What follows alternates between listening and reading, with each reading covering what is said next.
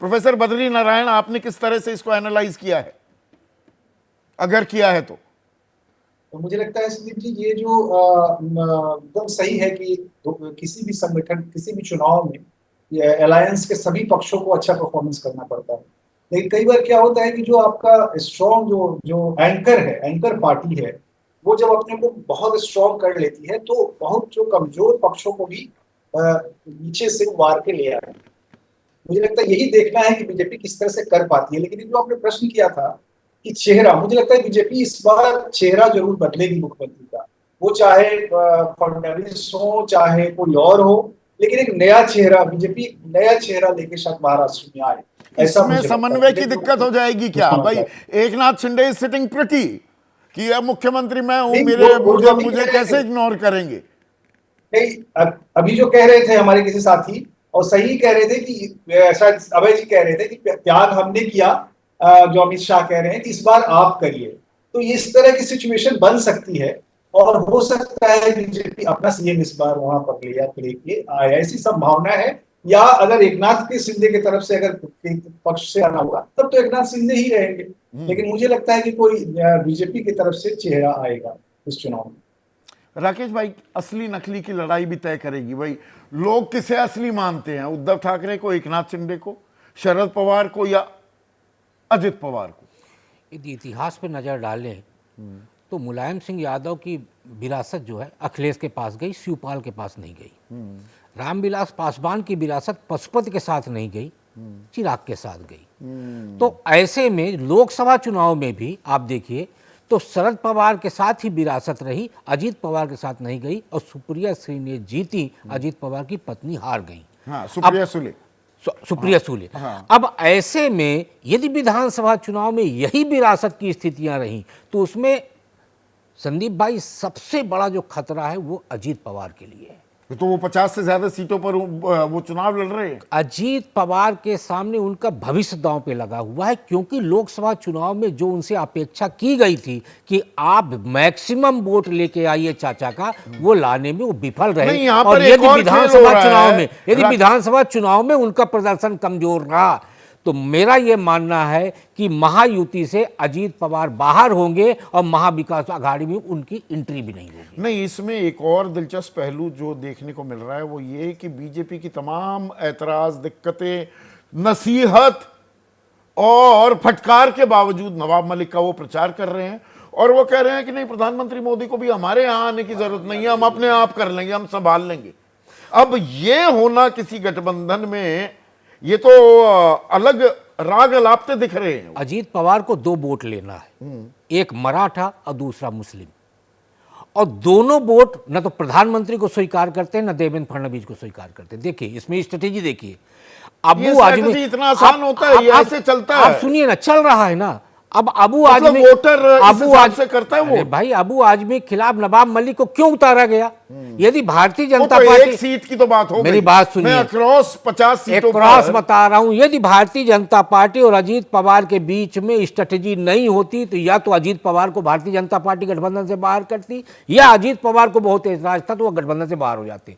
यदि दोनों गठबंधन में बने हुए हैं तो ये बयानबाजी, विचारधारा की जो असमानता है, ये चुनावी नतीजों को कितना प्रभावित करेगी? अब क्योंकि देखिए, कांग्रेस और उद्धव ठाकरे 36 का आंकड़ा साथ बैठे हैं, और उधर बीजेपी और अजित पवार, बात ही नहीं बन रही भाई। वो तो कह रहे हैं आपको आके मेरे लिए प्रचार करने की जरूरत नहीं। संदीप, गठजोड़ राजनीति का मतलब ये है कि विचारधारा या उसके बहुत बड़े अंश को उठा के हम ताक पर रखते हैं। नहीं, वो ट्रांसफर हो जाएगा क्या? इतना आसानी से हो जाता है? वोट तो सामाजिक शक्तियों की वजह से ट्रांसफर होता है, विचारधारा की वजह से नहीं होता है ट्रांसफर। इसीलिए दिक्कत है क्या महाराष्ट्र को प्रिडिक्ट करना भी? महाराष्ट्र को प्रेडिक्ट करना बहुत मुश्किल है। महाराष्ट्र को प्रेडिक्ट करना बहुत मुश्किल है, इसलिए मैं कौन नेता क्या कह रहा है इसके आधार पे नहीं, बटेंगे कटेंगे, ये सब ऊपरी बातें हैं। अंदर से सारी पार्टियां अपने अपने जातियों के समीकरण बना रही हैं। भाजपा भी बना रही है, वो भी बना रही है, सब लोग जातियों के समीकरण बना रहे हैं। और इसमें देखिए, सबसे ज्यादा सीटों पर अगर कोई चुनाव लड़ रहा है तो भारतीय जनता पार्टी चुनाव लड़ रही है। सबसे ज्यादा अगर भारतीय जनता पार्टी का चुनाव परिणाम बहुत अच्छा नहीं निकला तो महायुति का तो बिल्कुल कबाड़ा हो जाएगा, एकदम ध्वस्त हो जाएगी महायुति। उसको जीतना है तो भाजपा को बड़े पैमाने पर 100 से ज्यादा सीटें जीतनी होंगी भाजपा को, वरना महायुति सरकार नहीं बना पाएगी। सब कुछ भाजपा पर निर्भर है। लेकिन यहां पे तीनों जो गठजोड़ हैं, तीनों की सीटें तकरीबन बराबर बराबर हैं। अगर वो लोग अच्छा प्रदर्शन समान रूप से करते हैं तो उनका नतीजा अच्छा होगा। तो ऐसे में आप सभी के सभी 6 मेहमान जो हैं 15-15 सेकंड में आपसे जवाब चाहूंगा। और शुरुआत, क्योंकि आप सबसे युवा हैं, आदेश आपसे शुरू कर रहा हूं। जो मेरा पहला सवाल था, महाराष्ट्र से क्या संदेश किसे मिलेगा जनादेश? Are you willing to stick your neck out? India आगे चल रहा है, अभी एनडीए आगे है। नहीं संदीप जी, आपके शो में लगभग सभी का ये मानना है कि प्रेडिक्ट नहीं कर सकते। आपने कहा कि 3-3 पार्टियां दोनों तरफ से लड़ रही हैं।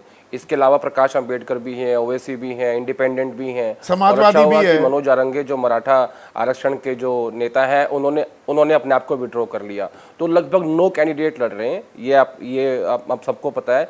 लेकिन क्या हुआ कि जिस तरीके से हरियाणा का प्रेडिक्शन फेल हुआ, हम सब का, मैं खुद को भी ऐड करता हूँ, बड़ा मुश्किल है महाराष्ट्र को प्रेडिक्ट करना। लेकिन हाँ, मैं ये जरूर कह सकता हूँ कि कांग्रेस और बीजेपी, इन दोनों के स्टेक सबसे ज्यादा हाई है और इन दोनों के परफॉर्मेंस पे तय होगा कि किसको ज्यादा सीटें मिलने वाली, किसकी सरकार बनने वाली है। एक सेकंड आपकी और लूंगा, वो ये कि 23 नवंबर को रिजल्ट आएगा और 3 दिन में आपको गवर्नमेंट फॉर्म करनी है। अगर एमवीए को क्लियर मैंडेट नहीं मिलता है तो उनके लिए बहुत मुश्किल हो जाएगी। ये एक और अच्छे पेच का यहाँ पर सही बात है। चुनाव इतनी देर से कराया गया चुनाव आयोग की मदद लेके कि केवल 3 दिन का फर्क रह गया। आगे कौन है, एनडीए की महायुति? मुझे तो अभी महायुति थोड़ा, महाविकास आघाड़ी थोड़ा सा आगे लगता है।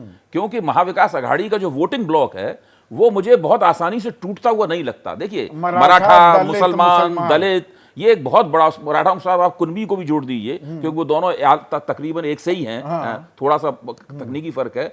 ये एक बहुत बड़ा वोटिंग ब्लॉक है, इसलिए मुझे लगता है कि अघाड़ी थोड़ा सा आगे है, लेकिन बहुत कम अंतर है, ये बहुत कम अंतर है।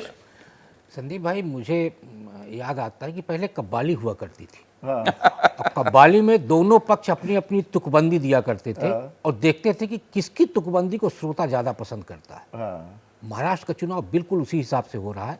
दोनों पक्ष अपनी अपनी बातों को रख रहे हैं, दोनों पक्ष अपनी अपनी योजनाओं को रख रहे हैं और वो देखना चाह रहे हैं कि किसका प्रभाव ज्यादा मतदाता पर पड़ेगा। और इस समय पर प्रतिस्पर्धा चल रही है, जिसका ज्यादा बढ़िया विवेचना कर दी, पतली गली से जिसका निकल नहीं, बिल्कुल पतली आगे गली। कौन है भाई सुनिए मेरी बात, यदि आप are you willing to stick your neck out? मैं बिल्कुल आपसे बोलता हूं, यदि मुद्दों के आधार पर बात करेंगे तो उत्तर प्रदेश के बाद महाराष्ट्र एक ऐसा राज्य है जहां हिंदुत्व का ज्वर ज्यादा प्रभावी हो सकता है और उसका कारण है छत्रपति शिवाजी महाराज।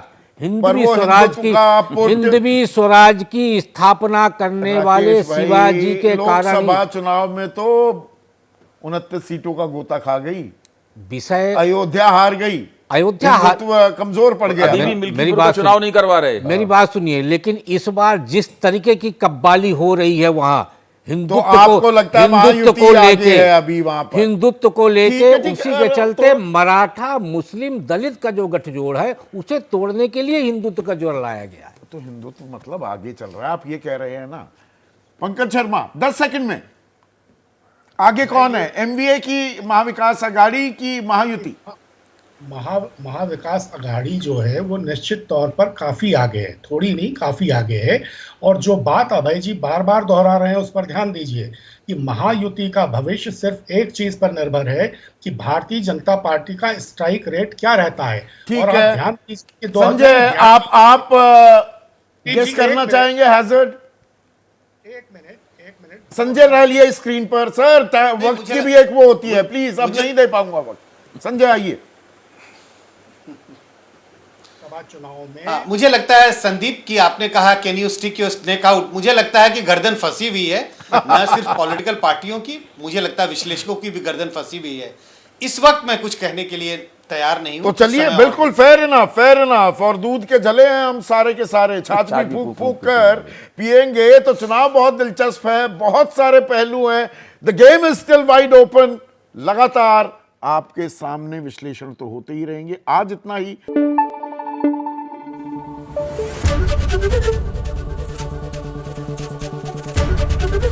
एबीपी न्यूज आपको रखे आगे।